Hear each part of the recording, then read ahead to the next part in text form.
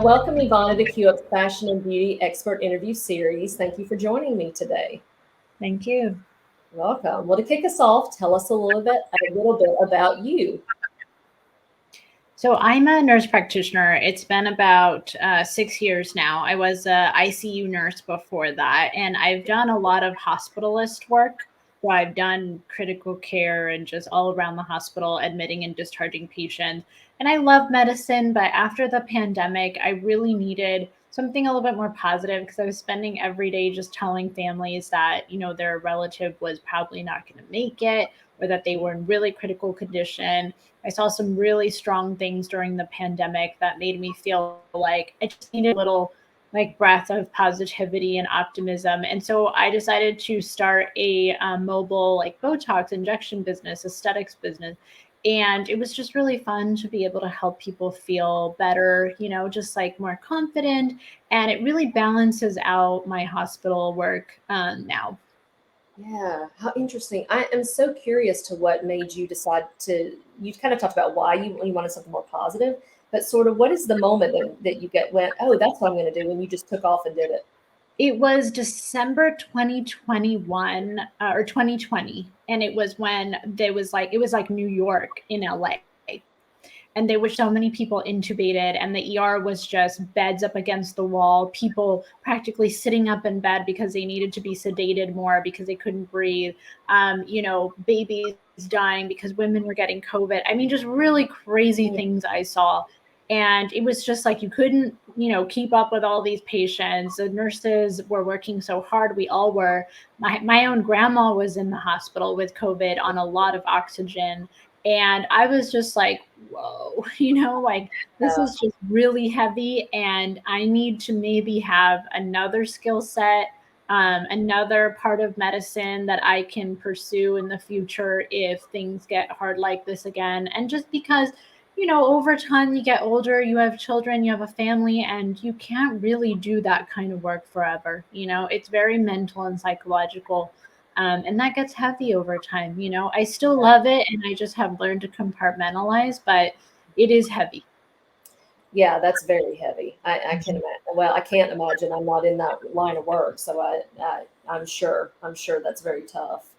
So you moved into doing this in a mobile capacity. So what has that experience been like? And what would you say, in terms of clients when they're thinking about should I go in, should I do mobile? Like what is sort of the advantages? Yeah, I mean, I have a location. I have several locations. I use my home as one studio, and then I have an office in LA that's just like an official office with a cardiologist where I can use their space. And then the mobile aspect's really convenient. A lot of my South Bay moms and Orange County moms love it because they don't have to go and sit in a waiting room and kind of like feel judged or just waste their time. Like you show up, you're at their door on time, you're doing their injectables, and they don't have to like feel self-conscious about it. They don't have to wait around. So it's very convenient. And I just charge like a quick little gas fee, nothing too crazy. So people really like that aspect. And I think that's been part of why my business has grown quickly in 2 years. So yeah, it's been a great experience. I mean, being a business owner is very difficult work. You have to not only be a great injector, you have to also do marketing and accounting and, just so much negotiation with everybody all the time. You're also just always setting boundaries and expectations. And that is something that you practice as a medical provider and a nurse, but it's a lot more when it's, your business. Right. So I've learned a lot of lessons. It's matured me a lot. It's been good. But of course, there's pros and cons to everything. Absolutely. Yeah. If somebody was thinking about doing injectables and they have never done this before, what is some advice like in terms of maybe deciding if it's right for you and maybe how to get be ready for that first appointment? Yeah, it's a little bit of a time to heal that and a new identity that you're forming when you get injectables. I mean, I really am big on natural treatment. I don't believe, like, as you can tell, I'm pretty natural. I don't believe on enhancing people to look like different from themselves. I really think it's a preservation, it's a maintenance. Maybe what I looked like 5 years ago, I can come back to. And it should just be very natural. And like they say, right, the best injectables are undetectable. So I do say get ready for, a little bit of swelling, and to be, sure that 2 weeks is your healing time. So you cannot make changes for 2 weeks. Let it settle, unless of course you're having like an adverse reaction, like unnatural amount of swelling, and your provider will decide that and help you out, but it's really just, it is a new identity that you're forming in a way. And so sometimes that's uncomfortable and awkward, but you're just swollen and it's going to settle naturally. So don't rush to, judge your injector, get frustrated or upset. It's a process. And so we have to go into injectables understanding that, right? Our Botox isn't going to kick in 2 days. It's going to take 2 weeks.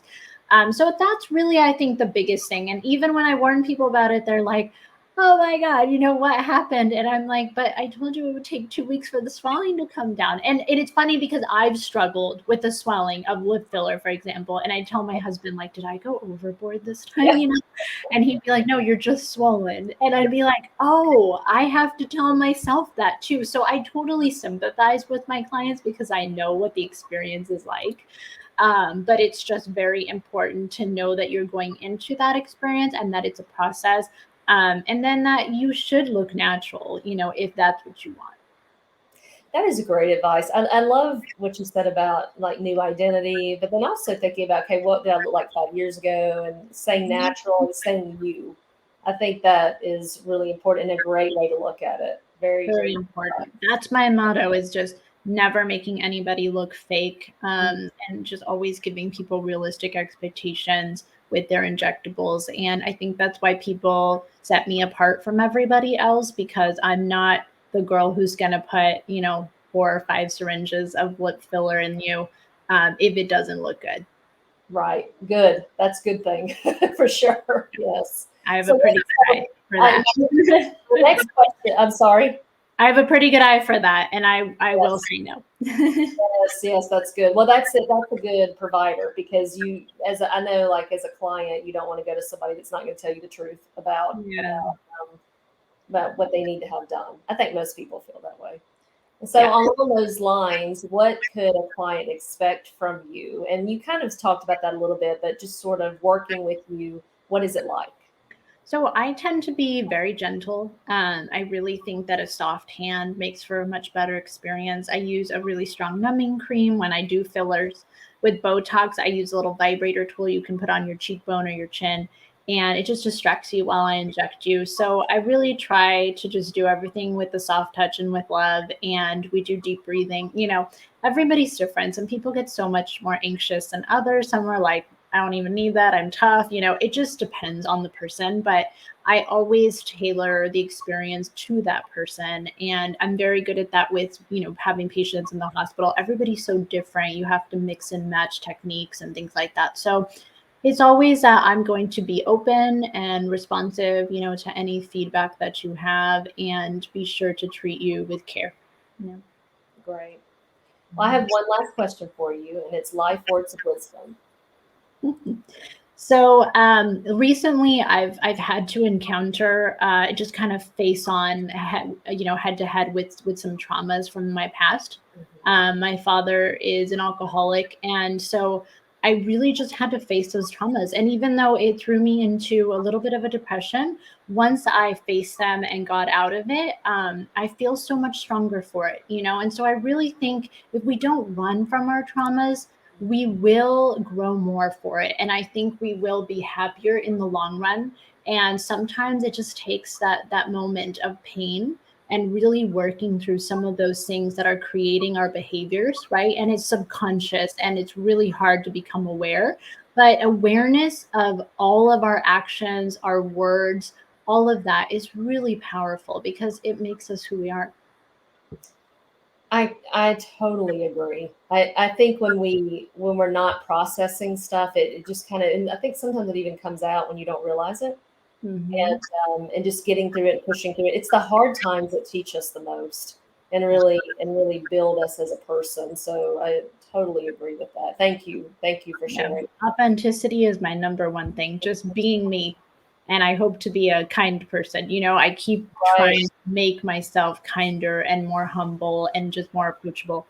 because that's what makes a good person in life. You know, my husband inspires me to be that way because he is that way. He's Colombian and he's very sweet. That's great. Good advice, sound advice. I think we all need to strive for that every day. Absolutely. It's work. So in ending with that, which was fantastic, I'll close this out. And to our listeners, if you would like to learn more from Ivana or book an appointment, you can reach her at QUPstyle.com. The link is listed in the comments of this post. And thank you, Ivana, for being with us today and sharing your expertise. Thank you so much. You're welcome.